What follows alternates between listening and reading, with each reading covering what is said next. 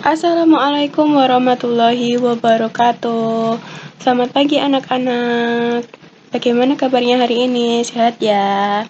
Nah, pada pertemuan kali ini, Ibu akan mengulas materi tentang cerpen. Disimak ya.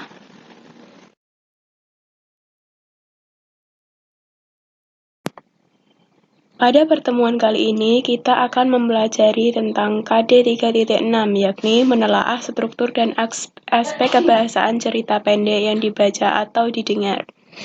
Tujuan dari pembelajaran ini ialah satu, untuk menelaah struktur teks cerpen, dan yang kedua, untuk mengidentifikasi ciri kebahasaan teks cerpen.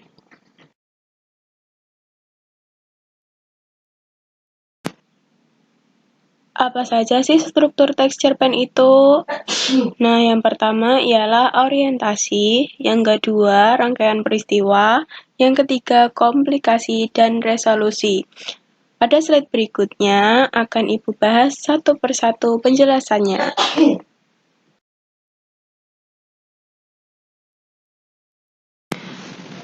Oke, langsung saja pada penjelasan pertama, yakni orientasi.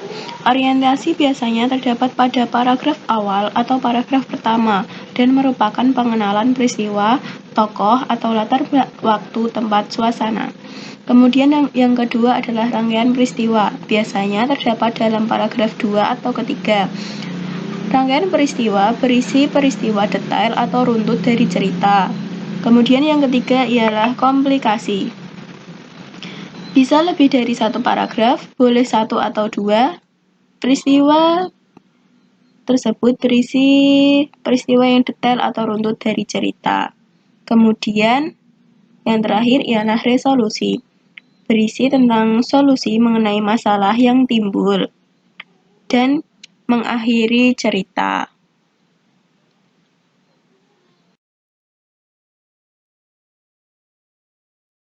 Berikutnya adalah ciri aspek kebahasaan dari cerpen. Yang pertama ialah sudut pandang. Sudut pandang ada sudut pandang orang pertama, yakni saya, aku, kami.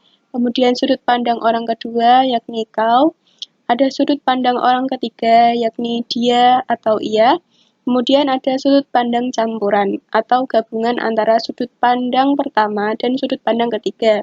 Nah, jadi kadang penulis di sini sebagai tokoh utama atau kadang seperti orang biasa.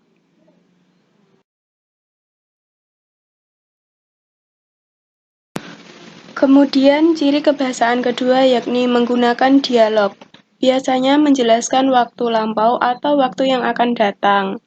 Nah, contohnya bisa pada zaman dahulu, seperti itu. Kemudian, yang ketiga ialah uraian deskriptif yang rinci, yang menggambarkan latar, waktu, suasana, tempat. Contohnya, baunya, semerbak baunya, kalimatnya bisa membuat pembaca menjadi imajinatif.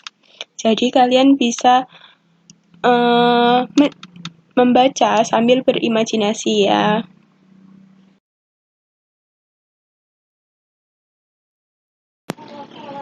Kemudian selanjutnya yang keempat ada penggunaan majas. Majas ada beraneka macam. Di sini Ibu contohkan beberapa, yakni majas simile, yaitu majas perbandingan. Contohnya bagai, seperti, laksana. Kemudian yang kedua ada majas metafora. Majas metafora yakni majas perbandingan tidak langsung, memiliki makna tidak sebenarnya. Contohnya, dia adalah laki-laki yang keras kepala.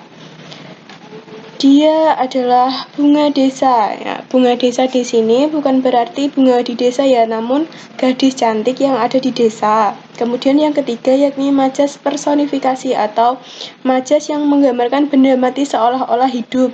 Contohnya pensil menari-nari di atas meja.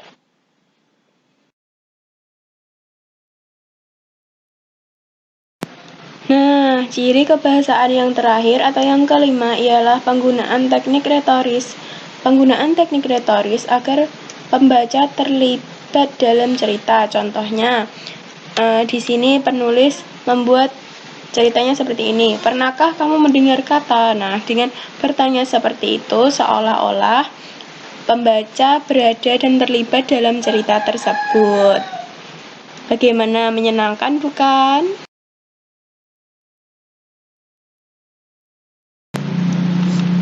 Nah, anak-anak, demikianlah materi yang dapat Ibu sampaikan. Tolong dipelajari dengan baik seksama ya. Nah, untuk tugasnya tolong cari satu contoh cerpen, kemudian kalian baca. Setelah itu kalau sudah paham, coba kalian analisis hasil dari yang Ibu sampaikan tadi, yakni ada ciri kebahasaan dari cerpennya, ada strukturnya, seperti itu. Boleh ya? Nah, semoga yang Ibu sampaikan tadi bermanfaat. Terima kasih. Wassalamualaikum warahmatullahi wabarakatuh.